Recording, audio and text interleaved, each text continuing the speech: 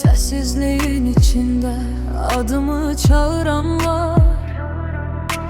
Bəzən bir xatirə, bəzən yarımçıq bahar. Ürək yorulur amma ümid tərk etmir. Hər düşüşdən sonra içim yenə dirilir. Deyə bilmədi dilbərim yığılıb boğazımda. Bir baxış qalır min sözün yerində.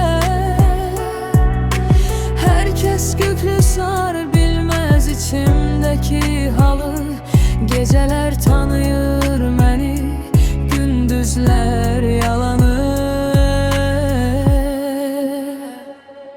Bu mahnı ruha dokunsun, yaraya ses olsun. Danışmadığım dertlerim dile gelsin, yol tapsın.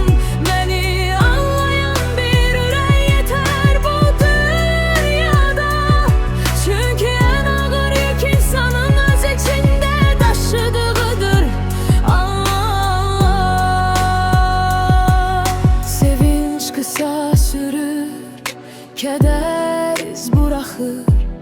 Zaman keçir amma hissler kalır, kaçmır.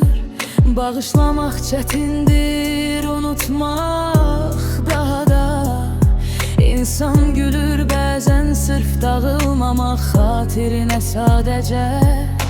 Her səhv məni biraz daha mən etdi.